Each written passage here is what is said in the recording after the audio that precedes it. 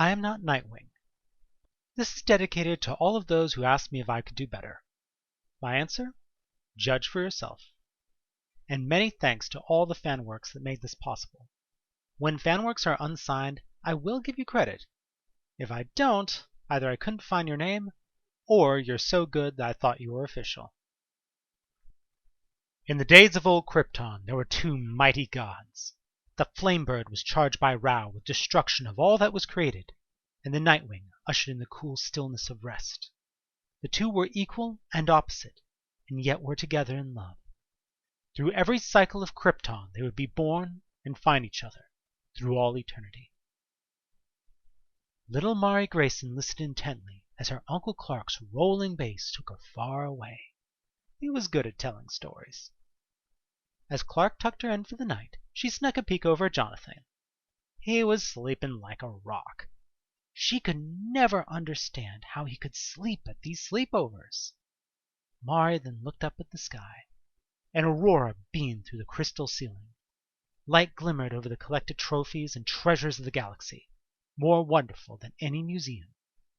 Mar'i didn't think that anything could be better than this. Years later, Mar'i Grayson woke up to meet the day. Same day as always. It started with Mom in the solarium. The sun was Starfire's power, her muse, her life. Sitting in the dawn glow, she grew stronger, faster, and more powerful. Mar'i grew tan. Not for lack of trying, mind you. Every morning she listened. Feel the boundless confidence for strength, unbridled joy of flight. Focus the righteous fury in the palm of your hands. Ever since before she could properly pronounce Azeroth Metreon Zinthos, Mar'i had done it. However, it never came. Mom glowed. Mar'i just sizzled. Getting dressed and headed to breakfast, Dad was there, still in his Nightwing armor, unshaven before bed. Good morning, Starshine. Morning, Dad. Mar'i blushed. She didn't like the English translation of her name. Never had. She'd never told her father that, though. It wouldn't be proper. There was awkward conversation over pancakes. Those at least were good. Great-grandpa's secret recipe. Dad asked about Mari's plans. She deflected. It was a formality. They both do. Mar'i had no plans. After all, outside the walls of this house, Mar'i didn't exist. Princess Mar'i Grayson didn't exist. Grabbing her backpack and walking out the door, Mar'i Grayson walked to school. An ordinary sophomore at Bloodhaven Prep. Daughter of Detective Grayson, formerly of Bloodhaven PD. So far, so ordinary. The problem was Mom. Unlike the rest of the family, who could at least pass for human, Mom glowed. Her eyes shone through sunglasses, and her hair literally burned through any hat she could fit it in. Mom couldn't be seen outside of Justice events. As far as the world knew, Starfire still lived in Titan Tower. As far as the world knew, Dick Grayson and Coriandir weren't married. As far as anyone outside the family knew, Mar'i didn't exist. That didn't put a damper on her social life. It stopped it cold. Mar'i couldn't go to a friend's house. She couldn't invite them over in return. What was the point of playing soccer if Mom could never go to a game? Most of all, Mar'i was terrified of messing up.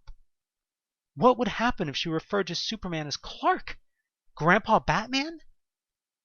There would never be any respite for the family. No safety. Ever. No. The only safe thing was to decline everything. Keep to herself. Stay hidden. Keep everyone safe. Mar'i spent her time at home. Drawing, practicing at their gym, trying to unlock her power.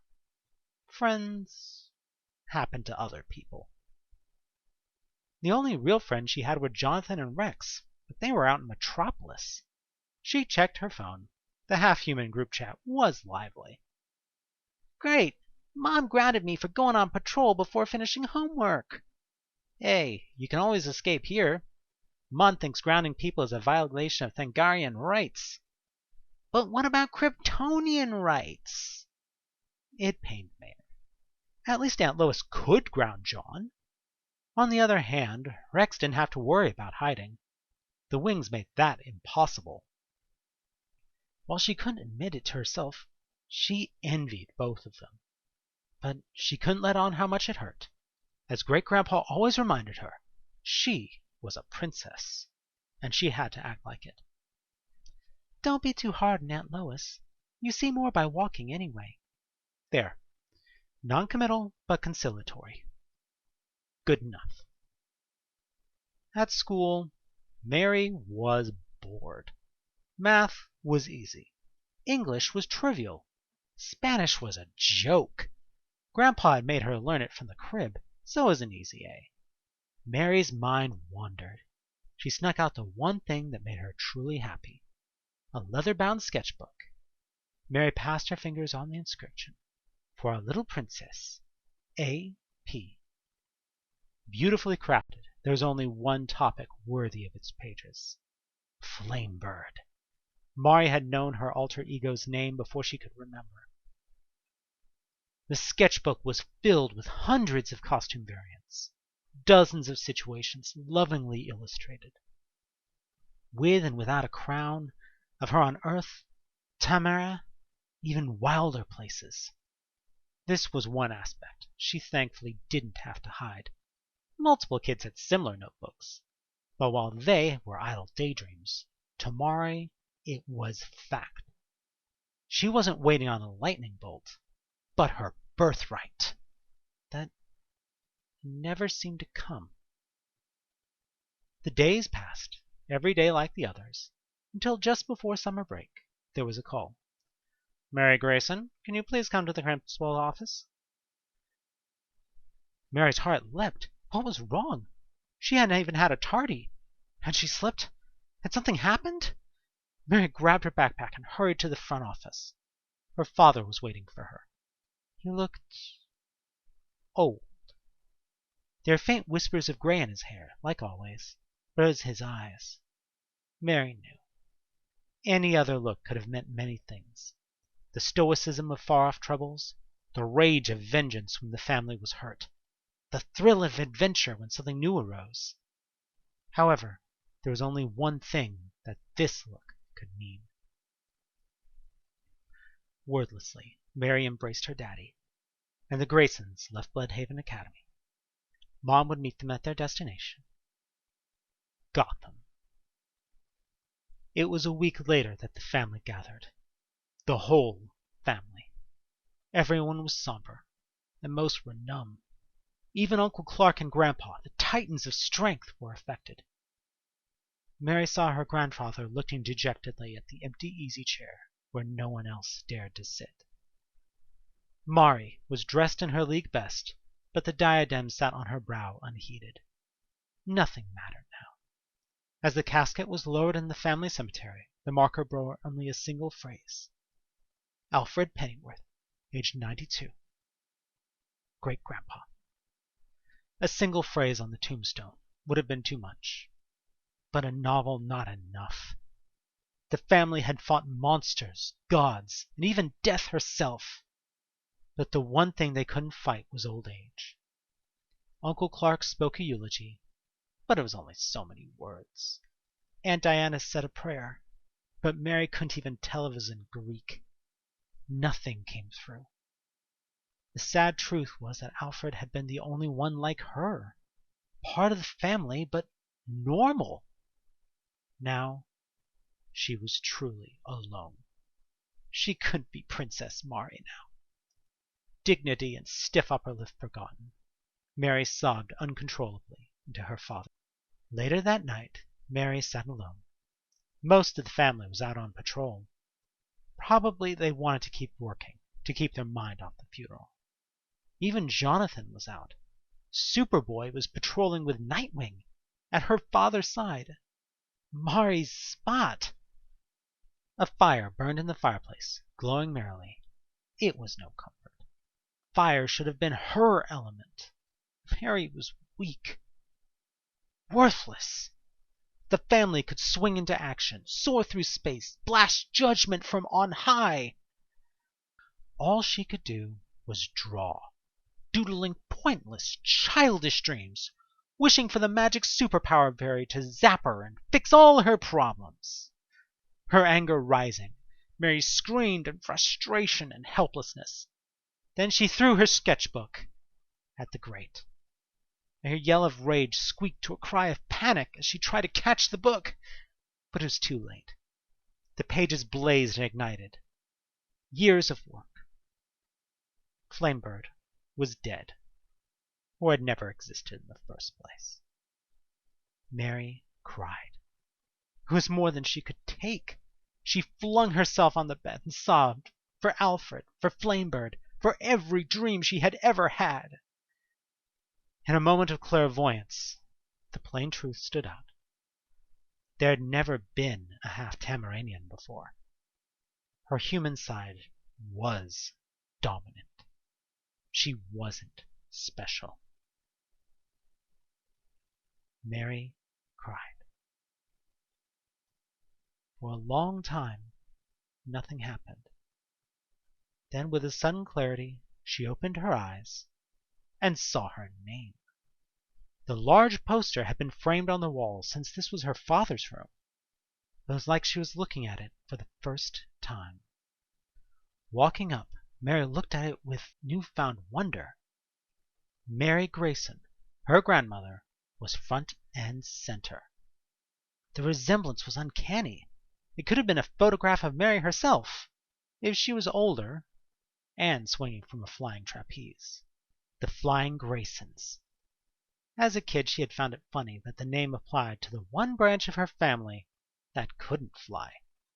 But now, seeing this image of her grandmother, looking so much like herself, in a red outfit so familiar, Mary knew what she must do.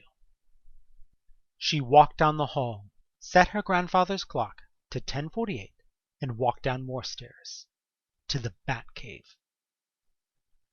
Empty now, Mary walked the length of the cave.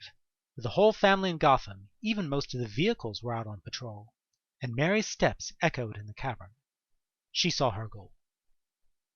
Aunt Barbara sat at the command chair, guiding everyone on their nightly duties, and Aunt Lois sat beside, quietly absorbing everything she saw, like always. As she walked, Mary composed a bold statement of purpose, something heroic, then discarded it. Something pleading? Honest? Heartfelt? But as she walked the great hall of heroes, the absurdity slowly dawned on her. A little girl in a hall of honest-to-God heroes. Her steps slowed, and then stopped. At the base of the central platform, she halted, all hope of speech forgotten. Aunt Barbara turned, and those piercing eyes seemed to burn through her. It was said that the oracle never forgot anything. When looking in her eyes, Mary could believe it. She breathed in and returned the look without a word. Nodding, Barbara reached down, as if she had been ready for this moment. She probably had been, for a long time. With a flick of the arm, she threw something at Mary in a high arc. A stick? Then, as Mary caught it, she knew what she held. With a twist, the staff extended to full length. After a moment that felt like an eternity, Barbara asked, "Did Dick teach you how to use that?" Mary twirled the ancestral weapon with practiced grace. Yes. Yes, he had. "We start in the morning. Be ready." Mary felt light, almost giddy with excitement. Her heart and her head filled with excitement, energy, and vigor. 3 weeks later, Mary's head was full of pain. On the sparring floor, Mary stared straight ahead at Aunt Cassie. Breathing heavily, she charged back into the fray. The staff spun, but wherever she struck, the black bat just wasn't. Up, down, left, right? At least twice Mary could have sworn she passed straight through her weapon. Then Cassie riposted, with a finger poke to the forehead. A single poke every time, but Mary could feel the bruise forming. It was one thing to know that Aunt Cassie was one of the greatest fighters in the world, but it was another thing to actually face her. Mary felt like she was moving through butter as Cassie flowed around her like rushing wind. It wasn't fair. Mary knew she was moving fast. She knew that this should work. Tears started to blur her vision. However, she pushed them back. She didn't have to win.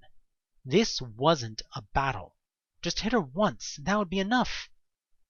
Then for a moment, Cassie seemed to slow as well, and Mary saw her opening. Deflecting her strike up, she changed the line of her attack and struck Cassie right on the funny bone. A glancing hit, no real damage, but she actually got a hit in. Mary spun the backside up for a follow-up, and then was shocked as Cassandra grabbed the tip of her bow and used its momentum to launch herself in a flip over Mary's head. The Silent Night flowed like water to come up behind Mary, who spun around to defend against a new line of attack. Enough! The women stopped. Well, the woman stopped with the grace of a ballerina as the music ended. The girl, already off balance, stopped mid-spin, stumbled, and ended up on her rump. The words had come from Grandpa. No, not down here. Her loving Grandpa wasn't here. The command had come from the Batman. How long had he been watching? That's enough for the day. Thank you for your help, Black Bat. Mar'i, get some rest. You will be coming with me tonight. Oracle left something for you in your room. Mary's heart leapt. She had actually passed the training? With the barest of formalities, she left the cave, taking the stairs 3 at a time, through the clock, up the stairs, into her room. There, on the bed, was the most beautiful outfit Mar'i had ever seen. The dark crimson top was thick and heavy. It wasn't a mere shirt, but armor. The ballistic mesh flexed like sheer silk and fitted her like a glove. It hung long like a tunic, and when the yellow utility belt was fastened, formed the barest hint of a skirt. The leggings were similarly protective, dark green, almost black. The gloves were long, almost up to the elbow.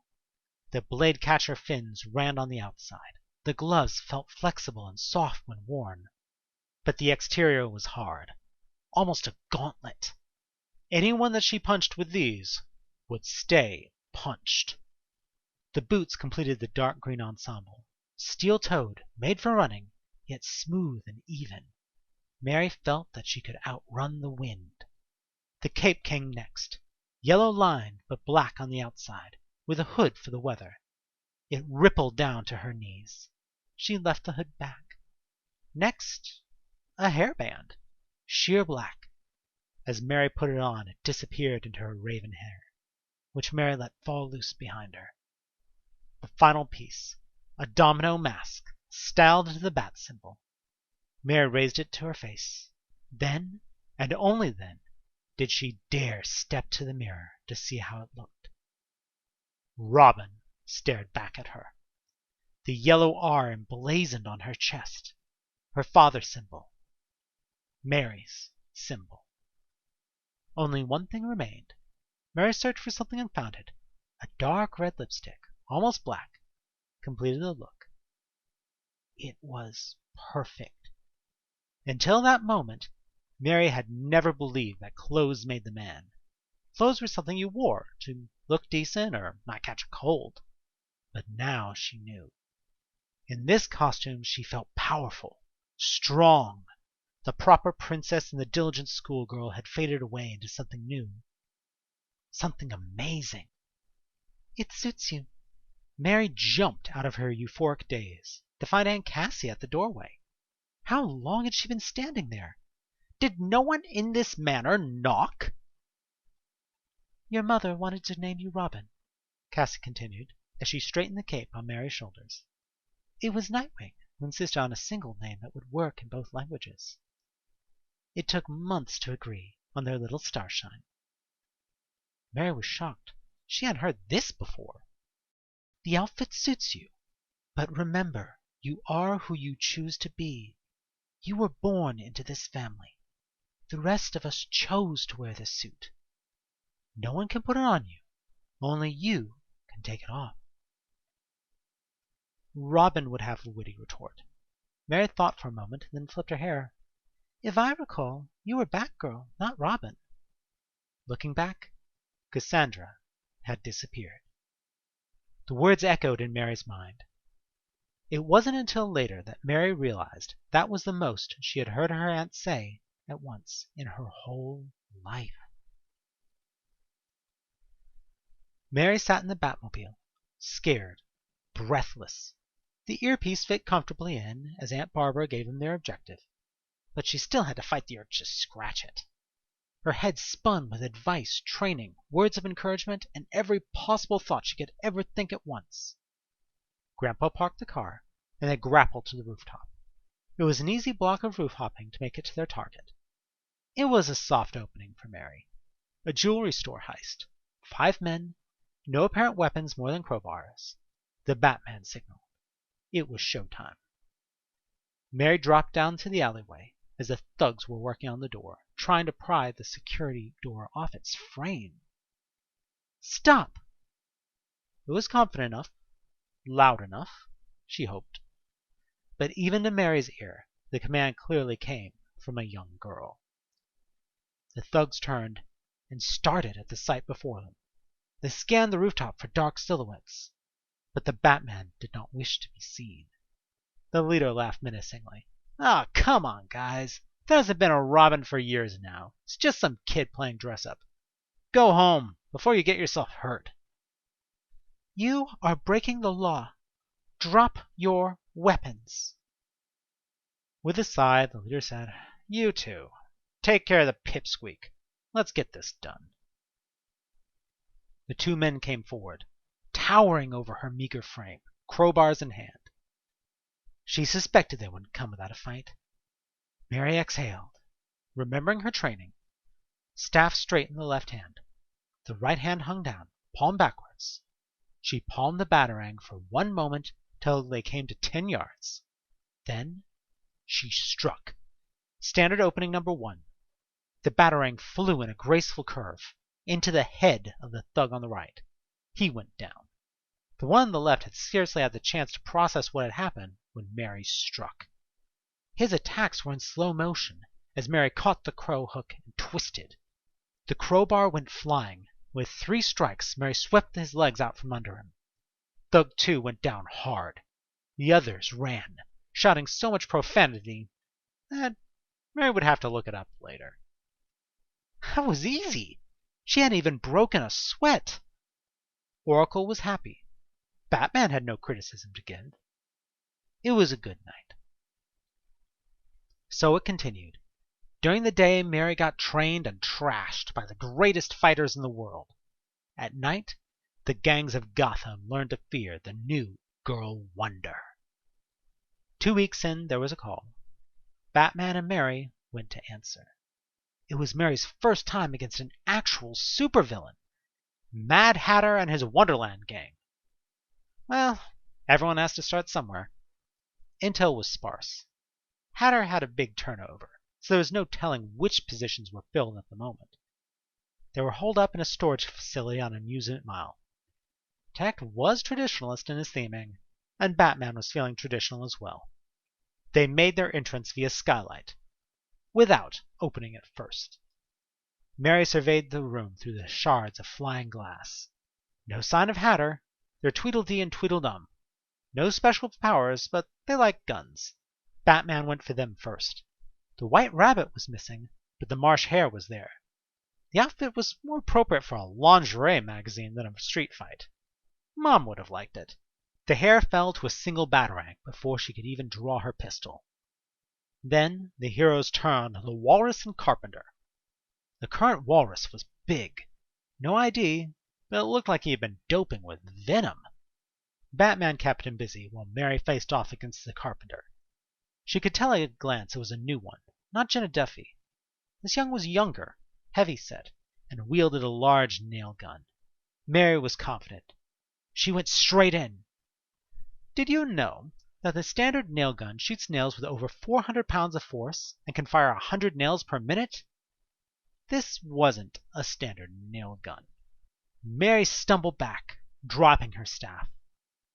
Fortunately, Carpenter's aim went wild with the knockback, shooting nails into the walls and ceiling as she fell backwards and ran out of ammunition. However, the damage had been done. Mary didn't understand. Her arm wouldn't respond. It was hard to breathe. Oracle's instructions in her ear were faint. Mary didn't even feel the blood coursing down her chest as she sank to her knees. She was barely aware as the walrus was hurled bodily into the carpenter. By the time her grandfather lifted her into the Batmobile, Mary was completely unconscious. She awoke in the cave to her family arguing. Lying on the infirmary bed, Mary listened in a daze. Significant blood loss, a collapsed lung, nothing we can't treat, but it wouldn't have been bad if you hadn't been there. Aunt Barbara? I never learned, do I? Why did I let her join? Mar'i is a Tamaranian warrior. She chose to be your sword. Mom? She wanted to join Bruce. Barbara again. And it was my choice to let her do it. I can't keep leading children to death and injury. You'd think after Jason, after Damien, after you. The tone broke. It wasn't Batman's voice anymore, but Grandpa's. She'd never heard him like this. We all chose this life. Mar'i knew what she was doing. Dad? Did she choose? Was she following her destiny? To be the warrior queen of Tamara? To live up to the legacy of her family? Destiny is what you make of it. I was born to be the perfect assassin. I chose the cowl. Cassie? If I had thought she wasn't doing this honestly, we would have all stopped her. The tears began to flow, beyond Mary's control. All this because she wanted to play hero and be injured by the Wonderland gang? Did they even count as C-listers? She couldn't be Princess Mar'i. She wasn't even able to Robin right. This costume was as much of a lie as her diadem. Now what? It was Starfire who saw that Mary was awake. Evening, Starshine. It'll be okay. The princess cradled her little girl. What happened? Modified nail gun. Hardened tool steel sharpened to a razor point. Made for nailing concrete. The ballistic armor only slowed them down. You took 3 to the chest and collapsed your left lung. That was reversible. You should be up in a couple of days. No, Mary said weakly. The mission. Dad laughed in relief. His baby girl was going to be okay. She does take after you, Bruce. Tech wasn't there, but the rest of the gang is in custody. Mary relaxed. Good. I didn't fail, she uttered, as she fell asleep once again. Even after purple ray treatments, it was another week before the Oracle cleared Mary for patrol. 2 more weeks of routine duty. Gangbangers, drug dealers, and the like. Mostly they were terrified of facing any of the bats, so the suit did most of the work. Then, as summer was drawing to a close, Mary went out with Nightwing. This was something different. An investigation to arms smuggling towards Bloodhaven and an abandoned warehouse by the dockyard. Detective Grayson jokingly claimed jurisdiction, and Batman was amused to send them out. They entered quietly, Dad's light footsteps barely registering on the concrete floor of the warehouse. Mary's less practiced gait didn't quite keep up. All right, Starshine, let's do this efficiently. You search the north end. I'll take the south. If you see anything that looks out of place, call me over. Mary went left, searching the racks for anything that stood out. Unhurried, she walked past dark corners, checking the walls. Nothing, nothing, nothing, nothing. Someone. She stopped. Outlined in the dark rows was a figure. All in black, blending into the shadow. leaning casually on the left side of the row. Then he turned, faced her, and she could see while his right side was black, the left side of his armor was orange. With a sharp intake of breath, Mar'i froze. Not him. Not now. She couldn't fight a C-lister. And yet before her stood someone who was definitely not C-list. Slade Wilson. Deathstroke, the Terminator. Mar'i gulped and slunk behind a wrap, hastily drawing her weapons. The mercenary seemed in no rush. Maybe he hadn't seen her. She dared not even whisper a report to call it in. Deathstroke casually reached in the right pocket of his utility belt, and Mary's ear squealed. The earpiece, the one constant she almost forgot about, screeched loudly. She clawed at her ear, pulling it out. She breathed in, and then her eyes rose to see Deathstroke right in front of her. Peekaboo. There was a kick, and Mar'i went flying. That was a tease. She knew it. He was playing with her. Staff at the ready, Mar'i knew she had to fight. She readied the standard opening salvo. Cupped the hand, palmed the batarang, staff extended. Mar'i sprang into action. The batarang flew on target, right at Slade's head, and he caught it. His right hand simply came up and stopped it. Before Mar'i knew what was happening, her own projectile was hurling at her. It was all she could do to put her staff up to protect her face. As the batarang bounced off, Deathstroke extended his own staff and charged. Now she knew just how easy Cassie had gone on her. Mary's staff work was good by any objective measure. Like a gale is a strong wind. To compare, Deathstroke was a tornado. Any move she made was countered, deflected, and sent back at her. In seconds, Mar'i was struck a dozen times. Her staff clattered to the floor. With a final strike, Deathstroke launched Mar'i into a nearby rack, toppling it over to the floor and pinning her under a crate. Chuckling, Deathstroke began. You Robins never cease to amuse me. But then Nightwing arrived. Mar'i had never seen her father in action before. His electric Eskrima crubs whirled and struck. Deathstroke's staff whirled faster than the eye could see. He positioned himself to use his range to ward off Nightwing's faster blows. The shock charges passed uselessly over Slade's armor. Blows were made on both sides. Dad struck hard and fast, changing lines and directions. Whenever they separated, projectiles were launched, darts and batarangs, explosives and flares. But even Mar'i could see Nightwing was outmatched. It wasn't overwhelming. For every 2 blows he landed, he received 3. But Deathstroke had the upper hand. Mar'i needed to help. The storage crate that landed on her was heavy. She wasn't crushed, but she was pinned. She wiggled and struggled, pushed and shoved. Nothing. Nightwing slowed. He had stopped using his right arm. Deathstroke's staff had broken and he'd switched to a sword. But Nightwing couldn't keep this up. I wondered why Dad didn't retreat, call for backup. How many times had he told her fighting a losing battles was a mug's game? Then she realized. Her daddy was fighting for her. He couldn't retreat while she was pinned. This had been a trap since the beginning. She was the bait. Her dad was going to die because of her. Mar'i closed her eyes. The emotions of the past few months rolled over her. Great-Grandpa Alfred gone, getting shot by Carpenter, and now her father was going to die? She could do nothing. She was nothing. No, not nothing. She had chosen this life. It wasn't blood. It wasn't birthright. It was something greater. Mar'i had taken an oath and trained under the very best. She was a bat, and nothing was going to stop her. No one was going to take her daddy from her. Robin opened her eyes. The crate suddenly felt lighter. Robin braced and shoved. The broken boxes fell off as she rose to her feet. Nightwing was on the floor now, his right arm clearly broken, one leg twisted unnaturally. Deathstroke was showing wear as well. His left arm hung limp as he stood over the fallen hero. ready to deliver a coup de grace. "Deathstroke!" Robin cried. The mercenary picked up her staff and hurled it like a javelin. "Just stay down." Robin plucked the staff from midair, and Deathstroke turned.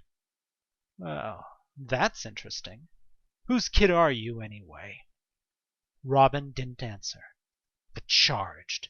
Robin's staff flew like never before, and Deathstroke's sword flew in return, back and forth.